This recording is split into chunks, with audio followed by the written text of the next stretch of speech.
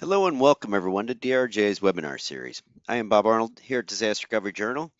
Today's sponsor is AlertMedia, and today we will be discussing what's missing from your business continuity program. Thank you so much, Bob, and hello, everyone. I am Katie Goen, Director of Communications at AlertMedia. I'm really excited to moderate today's discussion on what's missing from your business continuity program, as well as how to build comprehensive strategies to ensure organizational resilience.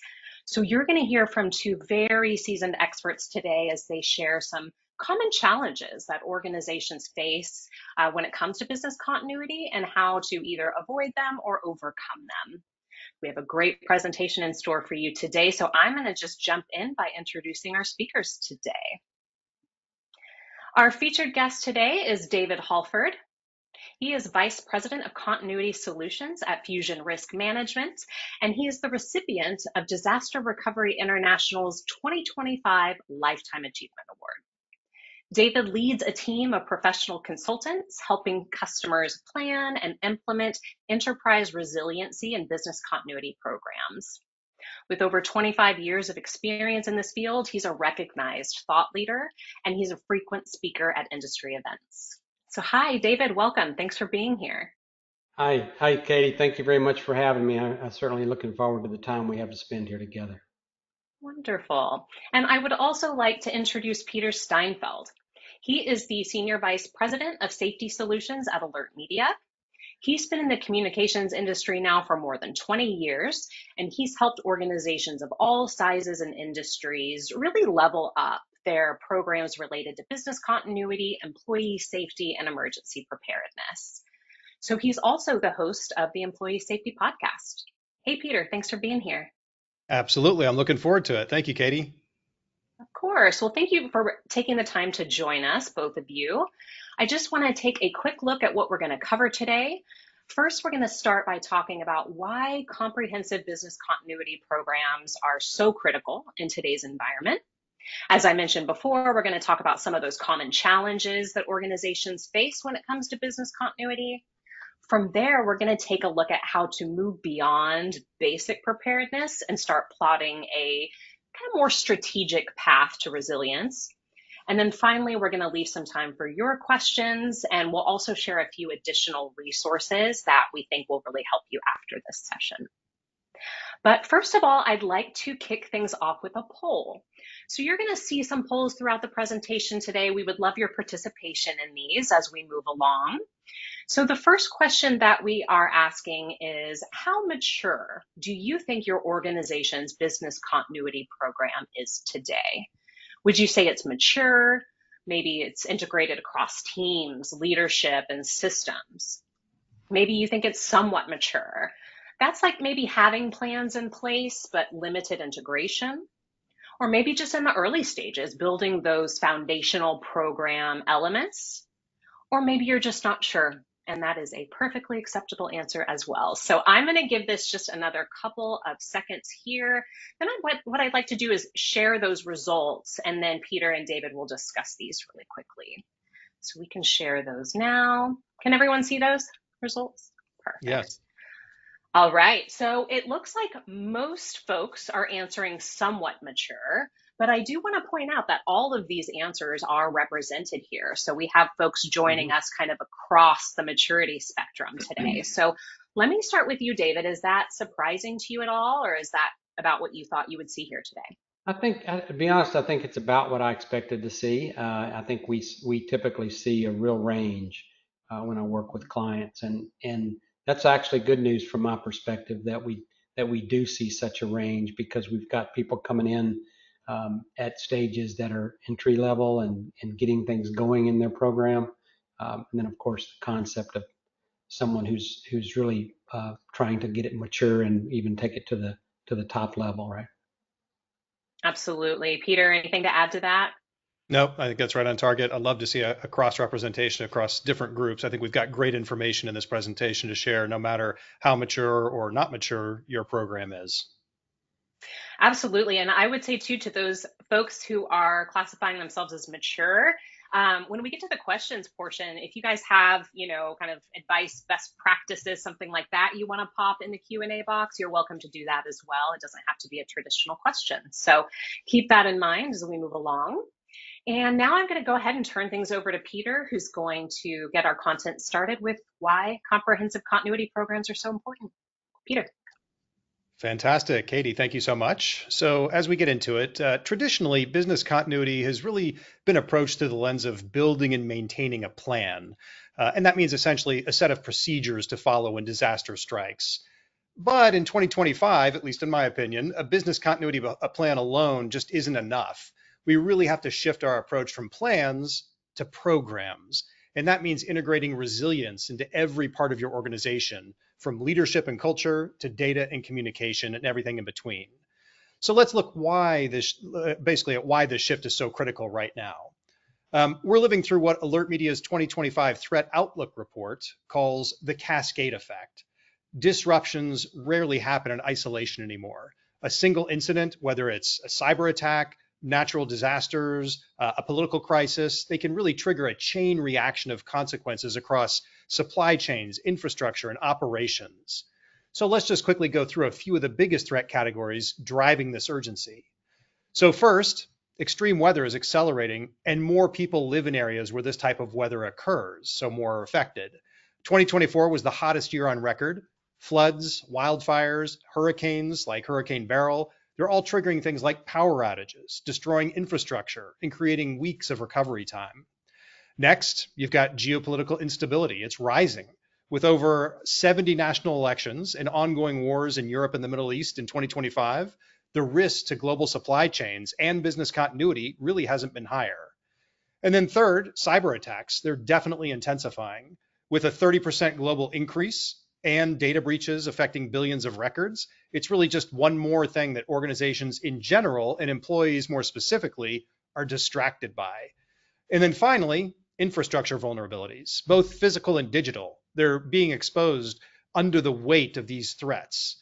And in 2024, IT outages alone cost businesses more than $5 billion in direct losses, not to mention the indirect losses. So what does this mean for business continuity leaders? Well, it means we can't afford to think of a business continuity plan as just a binder on a shelf. We need flexible, integrated, and actively maintained programs that align with today's evolving risks. A business continuity program really must be built to adapt and not just to respond.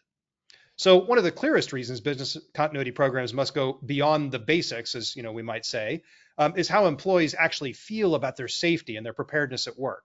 So here at AlertMedia, we actually surveyed more than 3,000 full-time employees across the US and the UK for our 2025 employee safety report, just to better understand how safe employees feel at work and how prepared they are to respond to emergencies. And here's what we found. So over half of employees don't feel completely safe at work, and that's not good. More than a third don't feel prepared for emergencies, and about a quarter believe their employer isn't doing all they can to keep them safe. Now, these are not just perception issues. They reflect honest breakdowns in continuity planning, training, and communication. There are real-world consequences to ineffective business continuity planning because when programs don't keep pace with today's risks, we can see impacts like what you're seeing here, operational disruptions. Even minor incidents can bring businesses to a standstill without clear, actionable plans. According to the 2025 Employee Safety Report, 81% of employees have experienced emergencies at work of one nature or another, yet more than a third say they don't feel prepared to respond to one. Another impact, financial losses. Downtime and compliance risks are just the tip of the iceberg here. The bigger financial hit often comes from employee disengagement, burnout, and turnover. According to AlertMedia's 2025 Threat Outlook report, it's a different one, but very valuable as well, burnout costs U.S. organizations over $626 million annually, and burned out employees are 63% more likely to take a sick day and 2.6 times more likely to seek another job. All dire statistics. Reputational damage, also a very big concern. And reputation isn't just external. It starts with how your employees and your key stakeholders perceive your readiness. According to the 2025 Edelman Trust Barometer, there was actually a 3-point global decline in trust in employers. which is the steepest drop in years. In an area of really heightened expectations and high visibility, a poorly managed incident doesn't just cause disruption, it really damages your credibility with the people who matter most. And then lastly is employee confusion and stress. This is a big one we oftentimes tend to ignore. I'd like to emphasize this, but during a crisis, employees need clarity. About almost 40% of employees cite poor communication as a key reason they feel unsafe. Even minor disruptions can create anxiety and confusion across an entire organization if there aren't any clear instructions and then timely follow-on updates as that situation unfolds. Poor planning really just creates gaps, and those gaps show up at the most inopportune times. But the good news is that those gaps can be closed. So foundational elements like risk assessments, BIAs, and annual tabletops or full-scale exercises are absolutely necessary, but they should not be your only processes. What's needed now on top of the traditional toolkit is a cross-functional, data-driven, leadership-aligned approach, one that's embedded in your operations, tested regularly, that's huge, and built for speed. So with all that, I'll go ahead and hand things over to David to walk through the most common challenges organizations face when they're trying to operationalize business continuity. So David, take it away. Thank you, Peter, and thank you for that really solid list of information and the data that you provided. I think the concepts that we want to share today with common challenges are things that, for me, from my perspective, are the things that are actually causing some of you to have a hard time getting started. So those that were falling into that category of just getting things going, these things are the most important ones for me. And I use the word important because they're the ones that I hear the most from a perspective of my clients and the people we work with. For the mature clients that we saw during this poll, the concept of some of these things I really would encourage you to think about, as Katie described. Give me some questions that might help dig in a little bit. But let's start with the concept of the first one, is this area of executive and organizational buy-in. From my perspective, in my experience, this is, in almost all cases, the number one thing that I hear from my customers is if I ask them this question of what does it take to get my program moving forward and what are my issues to have a successful program, this one comes at the top. What I'm going to do today is basically kind of give you a couple of pieces of information. One is some questions that help you diagnose this as being something that you're doing and that's happening in your program. I'm going to give you some mitigation strategies and some real world example of what I have seen and some examples of how you could apply it.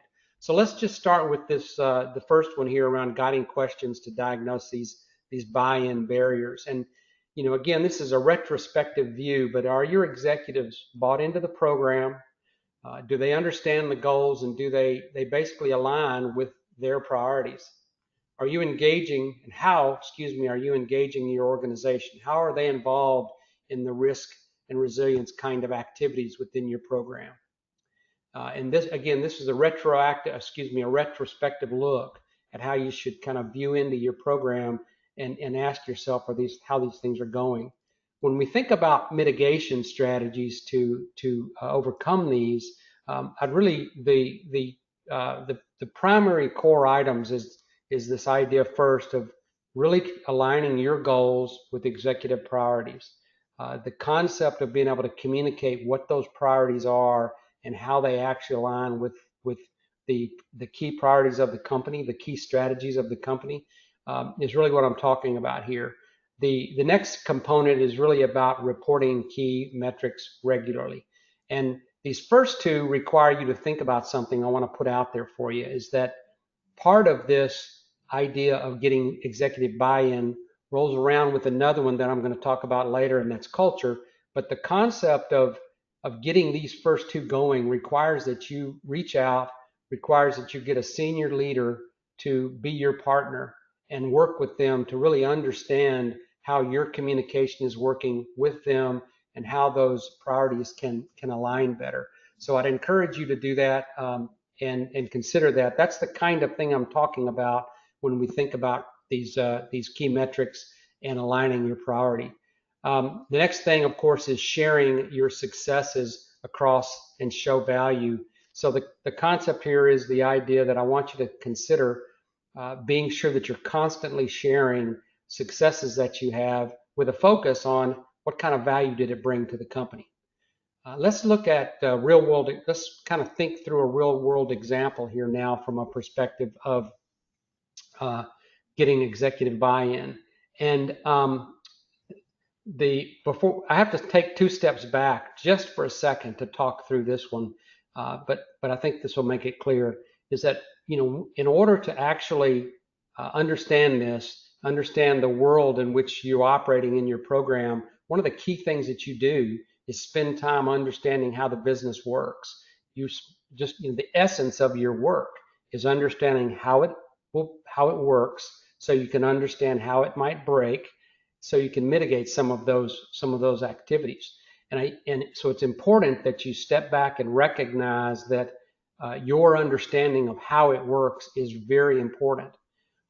In this real world example, I worked with several clients, specifically a healthcare industry, and we looked to understand what were the services, and in the healthcare world called capabilities, that are delivered for those clients.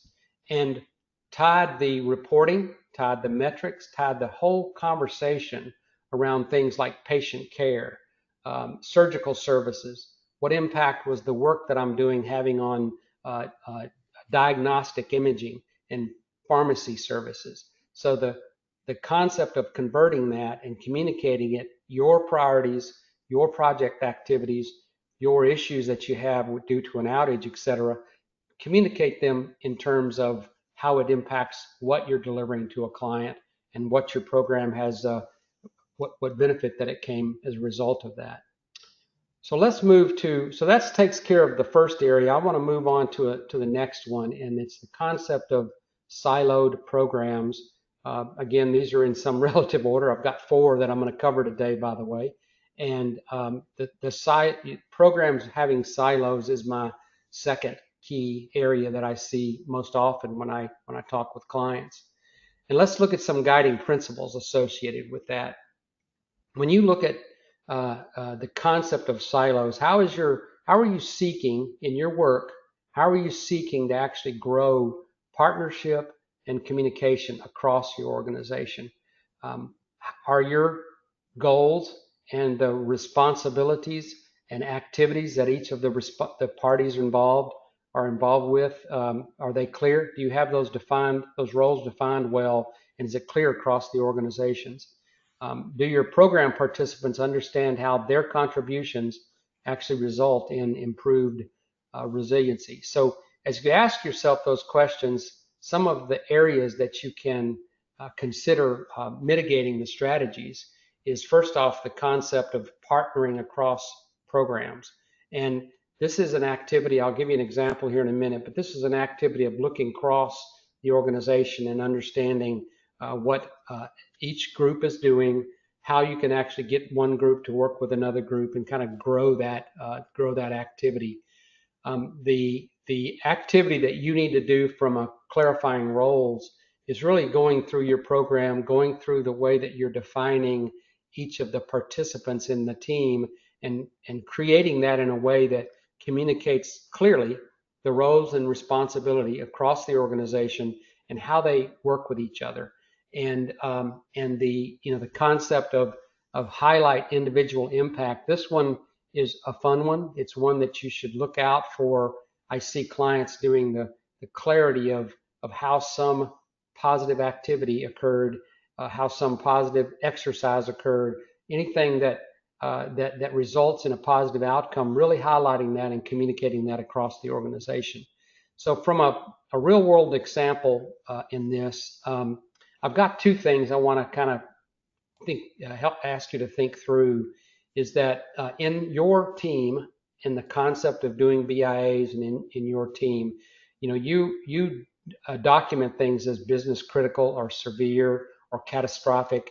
We use terms in the business continuity world that, quite frankly, are often not the same terms that are used in other areas of the company. And so in this example, worked with a very large financial firm. to help them break down silos between their risk team and the IT team. And with the risk team, the key outcome was really looking at the way in which the risk team measured risk, the numbers they used, the words that they used, the thresholds that were described between those items, and then sitting down and working those out so that in your continuity program, you use the same ones. And as much as possible, I would encourage you to use the same ones. If you need to use other ones, then it's really important that there's an alignment about what are the variations there. But that results in a very clear partnership between organizations in a way that is meaningful when you're both communicating to the executive team and you're using common metrics and terms.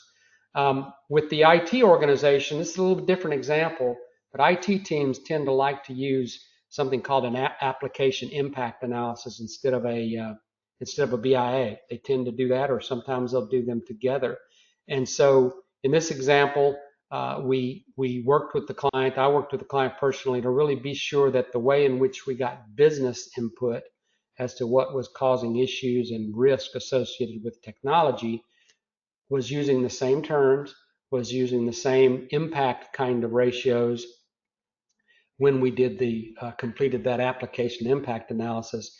And then it gave me a fantastic way to go back and validate my findings, validate the settings that we did with the BIA. Again, creating a cross silo kind of result as a result of that. So the next area I'd like to look at is the concept of resilience culture. And I mentioned already that this is a bit interesting because it overlaps with so many. When you get a culture of resilience, the two things I just talked about, the two areas will result in better culture. So looking at the questions, are you defining your structure, your governance structure, and your policies to support your resilience vision? So the way you're communicating your governance and your policies. Are you embedding resilience awareness and education across your organization? For example, onboarding new employees. Is resilience and awareness part of that onboarding? And how are you driving value, identifying gaps, and reducing risks across the organization? Are you doing that, or are we just checking a box that we've got a program that we're running? From a strategies for building that resilience-led culture, the areas that I'd encourage you to think about are these. The concept of building your policies so that they're outcome driven. You've got to document them in a way that the policy is actually focused on what the outcome of it is, as opposed to the thing you're having to execute. I would encourage you to regularly reassess your policies with that focus, and really promote accountability within your policies. Promote, obviously, outcome driven with a way to actually document the results. Let's look at a real world example from a perspective of a program. And this one is, again, something that I feel like I need to explain just a little bit, because this has been something I've done several times. It's a little bit more recently in my career than in the past. But I'd like to encourage you to think about reframing your messaging so that it focuses on business outcomes and not technical tasks that are within your program. So this is essentially some of the words that I'd like you to think about putting into your program governance and your policy documentation. But in a traditional business continuity practitioner's program, if I walked up and said, describe to me how your program works, they're literally going to likely give me a list, and it's going to sound something like this. We do a business impact analysis. Then from that, we create criticality, and we do BC and DR planning. So we create plans, and we create response plans similar to what Peter was describing earlier. Then we test them. We do testing and exercise. and then we repeat all that. That's basically the common way to describe what does this continuous improvement type program look like. And what I'd like for you to suggest, I'd like to suggest you change that to thinking, and the way you communicate is something like this. Is that the first thing I do as a business continuity professional is I understand our business and the risks to that business. I'm spending time digesting, understanding the business and the risks associated with it. Then from that, I'm going to plan for business disruption and anything that could cause me not to deliver my services. How can I respond to that? I want to validate our readiness to that, validate that I'm ready to respond to those items and be sure that I'm focused on making the business continue. And you kind of get the shift, but the nuance here is that I'm shifting from this external technical jargon to internal view of what it is and how it provides value to our constituents. Once you make that shift, it really is it's easier for you to build support across your business and build that culture of resilience within your team. So finally, I want to give you one more, and that's around the quality and the quantity of your data. And this one is not last because it's least. By all means, this one is, the quality of the data and the kinds of information you have within your system. In my professional opinion, is really paramount. It's obviously the underpinning infrastructure and basis for which you run your activities, and gives you the fuel for delivering some of those value things that I mentioned earlier. But the data is not it all by itself. I'm really trying to help you notice that there's a whole lot of people things, a whole lot of communication things that were articulated early on in my other areas of concern for a business continuity program. So let's look at these questions. So are you effectively sharing data from identified sources and feeding that across the organization? Are you effectively understanding and sharing data within your teams across the organization? Are you ensuring that important data collection, really while maintaining an intuitive, simple gathering model, is accomplished? Are you collecting a lot of information, getting a lot of information in the simplest way? Is your organization reviewing and approving the quality and the data capture? So do you have an organizational view that does that? And are you using data collection to build a story and to tell a story around criticality and how you've positively impacted the organization from that? So looking at some ways in which we can think about mitigating this is really,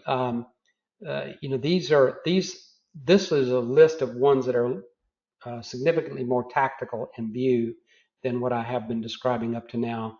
And I think you'll get the idea of why. But really, the first one is identifying data owners and strategy and systems. I employ you to go through and understand who owns the data and where they are in those systems. You always want to use tech in some way of pulling in the data automatically, some way of keeping it refreshed, and so you gotta lean into technology to get that to happen. I mentioned earlier about teams having the same definitions. You need to be sure that as we pull data in, we're understanding those shared definitions. The cross-functional data sharing is tied directly with this idea of having common terms and sharing information with other teams, and then really make the model of collaboration from the top and lead with example from the top.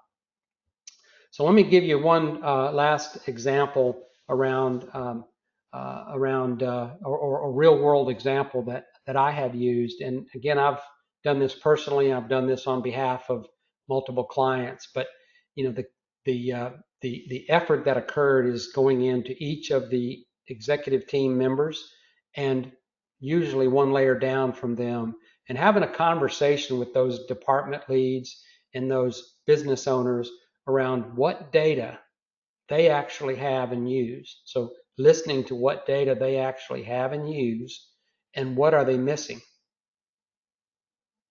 Let me rephrase that. I'm not asking you to go figure out the risks and the BIA kind of stuff. What happens here is you go in and understand what they're doing and what they're collecting data for, why they're using that data, and where they're having pain points. And every time I've done this, every time I have found significant number of situations where somebody else had that data or I had it and was able to pull it together, share it with the executive, and it almost all, again, I've never done it when it didn't result in several significant sharing exercises, because we simply sat down and listened. What do you have? What are you using it for? And what are you missing? So those are some, real world kind of opportunities that you have across those four that I mentioned. I would encourage you to kind of think about those. I hope this has been helpful, and maybe an opportunity for us to have some questions here. So at this point, I'm going to turn it back to you, Peter, and let you talk to us a little bit about communication, ineffective communication activities. Absolutely. Thank you, David. Yeah, I'm passionate about the communication piece, which is why I asked to speak to this. So let's turn to, I think, what is one of the most critical but often overlooked components of a successful business continuity program, and that is communication. It really doesn't matter how solid your plans are. If your communication breaks down during a crisis or some kind of important operational moment, your entire plan can just collapse under confusion, delays, or even misinformation. We see that a lot today. So here are a few questions that every organization should be asking when it comes to operational and crisis communication. Are you confident that the critical information reaches the right people at the right time? That's critical. How are you ensuring your communications are clear, consistent, and actionable during a crisis? Are your communication tools and channels aligned with how your employees actually prefer to receive information? And there are a lot of ways that people want to get information today. You'd think it'd be easier than ever to communicate with folks with all the channels we have. Actually, that's just atomized us. They made it more difficult for those in a central position to communicate with lots of folks at once. And then do you regularly test and evaluate the effectiveness of your communication strategy? Now, as mentioned at the top of today's webinar, when I was speaking earlier, AlertMedia's 2025 Employee Safety Report shows that about 40% of employees cite poor communication as a key reason they don't feel completely safe at work. And almost half of them say that high stress impacts their ability to respond in a crisis. So inadequate communication doesn't just slow down your overall response, it really adds to employee stress and worry. So just let that sink in and make sure as you think about how you want to communicate in the future that it's very clear.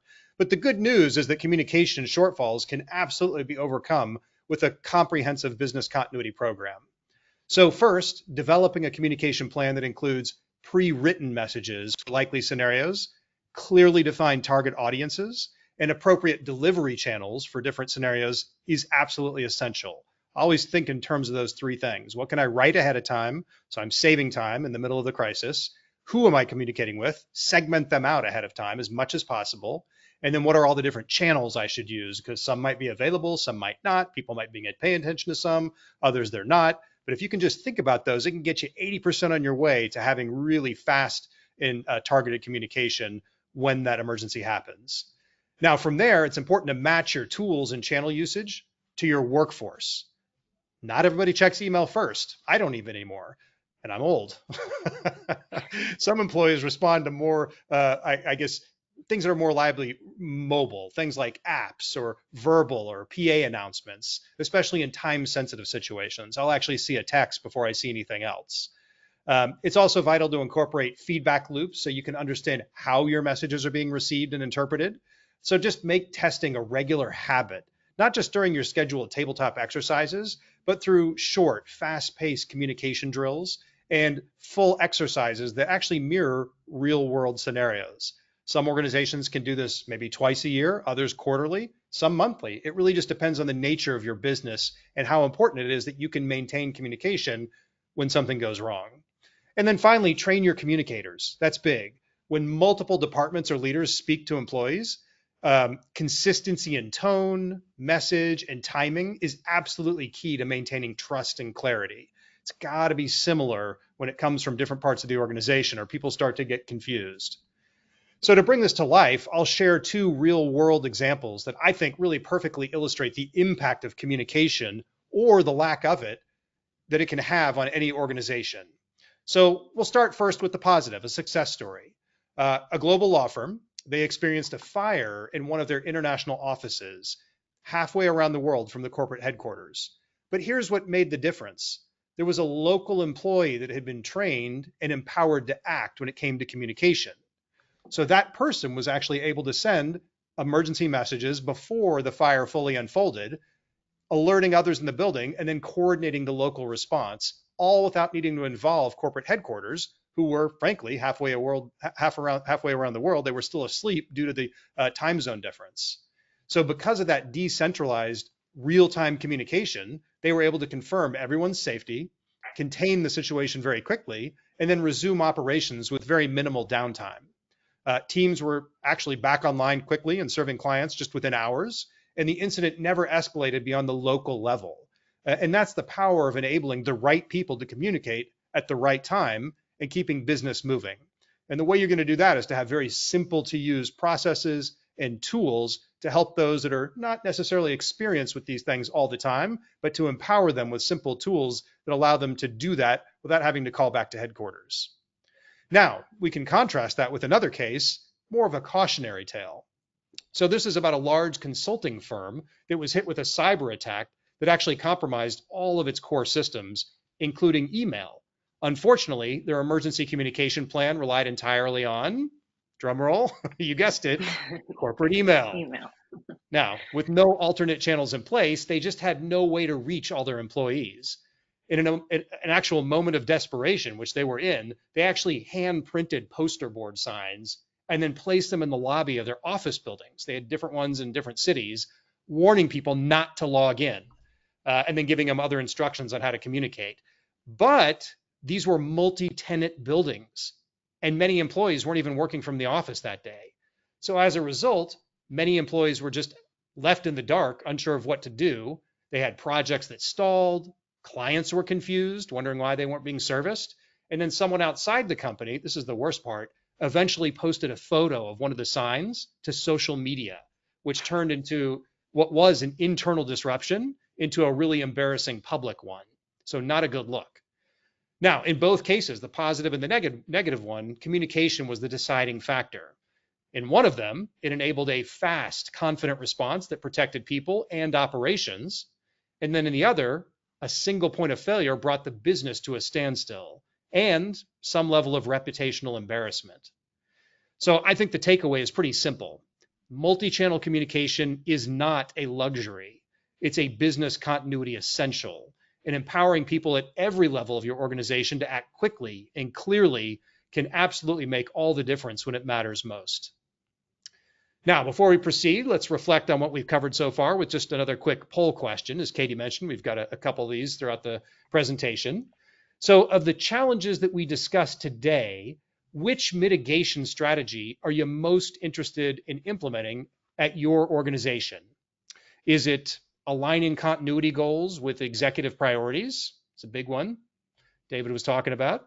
Is it improving collaboration across siloed teams? Perhaps it's embedding resilience into the company culture, or strengthening data quality and accessibility, or lastly, enhancing communication clarity and reach. So we'll give that just another few seconds. Katie, I know you're watching the numbers come in, and as it starts slowing down, maybe we'll freeze that and share some of the results. I'm curious to see what people are saying. Yep, let's go ahead and do that now. Okay, wonderful. All right, so we got the results here. It's pretty much spread across the board, but the core one there in the middle that seems to be most popular is embedding resilience into the company culture, which I actually agree with tremendously. It's a cultural thing. If everyone is bought in, quote unquote, drinking the Kool-Aid, that's when it actually matters and people really believe. That's a big thing with anything you do in life. If once people believe, it just becomes part of what you do. And that's huge. I don't know, David, if you have any thoughts on that. I'm in complete agreement with you. I think this is an interesting spread for me. I mentioned in my spiel that the concept of resilience is fostered when with the other two, the other two previous ones, and it's a all of them affect each other. So yeah, this is very telling, very telling. I think Excellent. Well, from here, do you want to? We're moving to the concept now of, so how do we take our customers, and we're plotting the path to business resilience from here, and how do we get our customers through to that, and what's the best way to plot that pathway to resilience? And from my point of view, the results we just did in that poll really are, as you mentioned, Peter, strengthening the the concepts that we outlined. And so the need for you to have executive alignment, getting an executive alignment, excuse me, and really clearly making sure that what you're driving meets and is aligned with strategic objectives within the company. The the cross-functional roles that we talked about build that culture and increase the culture of resilience that you're going to have within the organization, and then the nuances of taking and defining the um, communicating in a way that it's across the organization, communicating in a way that it's from top to bottom. There's a culture of resilience, not just BC program, check the box BC program. And I would still encourage folks to kind of think about how do they get information. I mentioned it. It got a lower number on our polls, so that's telling for me just a little bit that that the value of having that information and sharing it. Take that example that I used just a little bit and think about how that sustains trust and it builds the communication and in fact has the opportunity to share that culture of resilience. That's really the main focus there. Obviously, the concepts of this to empower your organization gives you the opportunity to make much faster decisions, reduces your downtime, and ensures that what you're providing to your clients is actually what they uh, what they intended to get and meets their requirements. And so take these opportunity to improve, opportunity to grow, just purely consistent with that poll, I think, Peter. So let me turn that over to you, and you have any additional thoughts that you would have about this as well? yeah. So we'll kind of close things out here with a few more slides before we open things up for questions. But I would say today's most resilient organizations share a few key traits. First and foremost, they're very proactive, not reactive. They don't wait for some kind of disruption to strike before they act. They actually think about it. They anticipate challenges and then prepare accordingly. They're also connected across teams and systems. As you said, that's a huge part of it. Business continuity is not owned by, like, let's say, a single department, but it's integrated across operations, IT, HR, and leadership. If we operate in a segmented fashion, then that's how people will treat us. It's got to be across all these different departments. Their executives are really informed and engaged about everything, understanding not just the business case for continuity, but their own role in supporting and driving it forward. If they're not a part of it, they're just going to look at it as like a checkbox that they just need to approve, and that's not good. And then finally, they're always learning, whether it's through tabletop exercises, real world incidents, or just employee feedback. That's massive. The people on the front line sharing things. They evolve continuously because resilience is never one and done. It really is a living, growing capability. And the shift from preparedness to resilience isn't just semantic, it's very strategic. It allows organizations to lead through uncertainty. All Absolutely, right, Peter. If I could add a comment, if you don't mind, a please. comment here. The your first bullet and the way you're describing this is key from an experiential perspective. The concept of thinking in the proactive sense, mitigation. How can I understand what might happen so I might be able to take that situation and bounce back faster. That idea of being proactive is one of the key shifts that I'm seeing in the industry. And as you said, the companies that actually lead in this maturity scale, um, that's an area where they really thrive. That's an area where they really focus. So I just want to reinforce the concept there that if if if if any takeaways, think about it in terms of how can I be proactive in mitigating something from happening versus how do I just plan for a response. And get creative when you do it. I guarantee you that you're not going to be able to think of what will actually happen That's because right. That's real right. life is stranger than fiction. Always.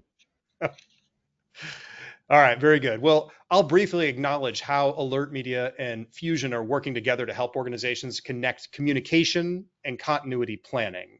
With this integration, you can detect threats, you can notify the right people, and activate response plans all in one place, saving your precious time during critical situations. And that's what it's all about. Time is of the essence in critical situations. The faster you can move through the process from awareness to action, generally speaking, the better outcomes you'll experience. And that's what we look to deliver to our customers, better outcomes when bad things happen. So if you're looking to build a more connected continuity program, we'd be happy to share with you how others are doing it today. And with that, I'll turn it back over to Katie. Yeah, great segue, Peter, because I do want to launch our last poll now. This one's going to be quick, right? You just heard from Peter about how the Alert Media Fusion Risk Management Partnership works. But if you would like to learn more officially about how Alert Media can help you improve business continuity at your organization, we would love to speak with you. So you can say yes, and we will get you all the information that you need. Happy to have those conversations. You can also say no, not right now, no hard feelings. You know where to find us if you need us. And while I wait for the answers to come in for this poll, I would love for you to think about some really great questions that you want to ask Peter and David, because that is what we're going to next. So I'm going to go ahead and close this out, and we will move on to some questions. So David, I'm going to start with you. You alluded to this a few times, but if you had to just boil it down to maybe one or two pieces of advice, if organizations are struggling to get started, what is just the first or maybe first and second thing that you recommend they do? Yeah. I think great question. Obviously, I think that if I had to narrow it down, it would be focusing in on the objective you have as a practitioner, as a program team, to understand the business. Take the approach. Um, Maybe don't use the word BIA as I mentioned, but spend the effort understanding how the business works, understanding it as much detail as you can, but literally understanding how it works from end to end. That'll give you the cross team communication. That'll give you the opportunity to think in terms of what kind of response planning you might need, and certainly give you the opportunity to communicate with many different sources and people and teams across the company. That may seem a bit tactical in the way that I described that, but again, I see it as the basis, the continuity basis for you to actually build and begin to build your program. And David, we have a sort of along the same lines question coming in. How are you keeping this? How are you continuously improving the program? They have a question: is it sending out quarterly emails, or what do you suggest when it comes to continuously That's improving the BC yeah, program? yeah. That's the interesting comment in the question. The way they wrote the answer is that there's obviously the concept of digesting new things so that you can improve the program. And then there's communication that's good, that keeps visibility of the program going. So I'm kind of acknowledging that those two sort of are tactics that relate to each other, but are quite frankly not the same. And so from my point of view, the continuous improvement, for me as an engineer, I'm often trying to fix more things faster than people can absorb. And so I'd encourage you to quite honestly come up with a list of what could be improved and just focus on a few of them. Make progress, make continuous, ongoing progress, because obviously recognize that as you're getting started, your constituents are got other jobs. Your constituents are doing other things. So you've got to minimize that impact. And then to the communication side of it, I do really encourage you to do minimal uh, minimal size, but regular communication. And, I have some clients that are doing it in an automated fashion through the modals that Peter described and AlertMedia can provide. And then obviously in a newsletter kind of format. Typically, a combination of those really works well to keep it moving. And I, the in this situation, we obviously have to be careful not to overdo, because we'll have a scenario where nobody's listening anymore. But back to my original point, the idea of how do you continually do improvement and how do you continually keep top of mind, keep awareness going. I see those as two sort of separate contexts, right? Absolutely. Another great question coming in. Peter, I'll go to you first on this one, but David, I'd love to hear your answer as well. What are the compelling points that executives typically respond to when you're seeking buy-in? Yeah, when it comes to executives, I would say that there's two things. I say this all the time. It's just a pithy saying that I use, but you can tug at their heartstrings with anecdotal stories, but you can tug at the purse strings with data. So Yes. you have to show the data that backs up the individual anecdotal stories you're sharing with them. So you might talk about an accident that happened or a business that lost all of its money or was shut down to a cybersecurity incident, and that scares them into paying attention. But then you have to back it up and show the data shows we're trending this way, and then we are exposed to it as well. We need to do something about it. That's going to be the probably the best way, that 1-2 punch, to get someone to acknowledge it's a problem on two levels, emotionally, but also logically. And then they're willing to take that next step. I don't know, David, what do you think? Yeah, I'm not, no disagreement whatsoever. I'll give you one little twist or addition to it is the concept of that of how we communicate the issues, the incidents. I'm encouraging you to think about describing it at the executive level. Don't tell them that some particular process or some um, um, tactical function died because of XYZ. It needs to be described in what service it impacted and how it impacted the clients. That'll elevate their you got them listening point you had, right, Peter? And Yeah. then and then of course, back it up with numbers, real numbers, not anecdotal thinking numbers, but real numbers. Yep. Absolutely. And um, how do you recommend, David, that organizations measure the success of their continuity programs beyond just like compliance, right? Or completion rates? Well, if the question is being leaned toward this idea of ROI, and that's kind of an ongoing conversation that we've always had in the industry is, how do I prove ROI with my program? And admittedly, uh, it's a difficult way to think of it in that manner. And so the value pieces really has to go back to the impact that you had culturally in the organization, the positive impact you have on financials. If you can tie the activity, which is often you can tie the activity of reduced downtime or improved mitigation. You can tie those to dollar values, and that really, when you can do that, that really helps.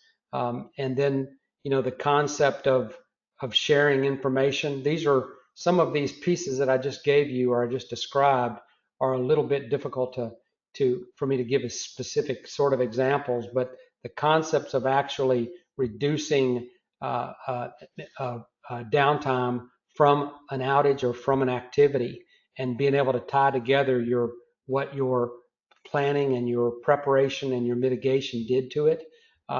It's really great when you can show and communicate the effects of the mitigation, the effects of you've put something in place and it prevented the kind of impact that it could have had. Those are key specific metrics that I could describe, and from there we start tying together things like the what we've accomplished as a again focused on mitigation, focused on how we've impacted what it is that we deliver to the clients. Absolutely. All right, we have time for one more quick question and answer. So, David, I'm going to stick with you, and then Peter, feel free to chime in. Do you have any best practices on how AI could possibly be used to support some of the practices that you've talked about today? Wow. And Peter, I'm assuming that you're going to want to jump in on this one too. So let me say to you that from my perspective, this is a significantly evolving um, area, and the concept of using AI to help you find the gaps. I'll call it scenario testing, so to speak. But the concept of being able to help to use a machine learning kind of solution to help you find unreasonable gaps across your organization is I'll call that on a scale of 1 to 10. That takes me up to a 9 or a 10. The most common activity that I'm seeing getting real benefit is things like synopsis of an event, synopsis of results, synopsis, and creating the the simplified to the point version of information that I want to communicate. And that by itself, I'm seeing significantly reduced time for somebody to do something like an after action report from an exercise. And so using machine learning to help you go through all that and say here's the pertinent points. I'm going to try to do this just for one more second. The the use of transcribe that's available in most of our platforms today, and converting that into just simplified, what did we talk about and what were the actions. I feel like I just said something that is simple, but it is very effective to keeping consistency with what's going on, and what you quite frankly have agreed to, in the activity. So those are a couple that I'll throw out there. Katie, Peter, you got any thoughts on Actually, your Peter, mind? we're going to have to move on. Okay. So stay tuned for Peter's All right. answer. We can actually let me go ahead and switch to this contact information now. So if you do want to continue the conversation, we have both of our presenters' email addresses here. They are also on LinkedIn under their full names if you would like to reach out to them there. And then I did promise you guys some additional resources, so I want to bring that up for a quick second. AlertMedia has a business continuity plan template. It's free. It's a great starting point or even a check-in point to help you build a stronger, more resilient program. Fusion has an excellent guide called Building a Business Continuity Program as well. So we're going to share both of these resources with you all in our follow-up communications, but you could also, if you can't wait that long, you can go to alertmedia.com or fusionrm.com to find those. All right. So thank you, Peter and David, for being most excellent speakers today. And with that, I just want to thank all of you for coming.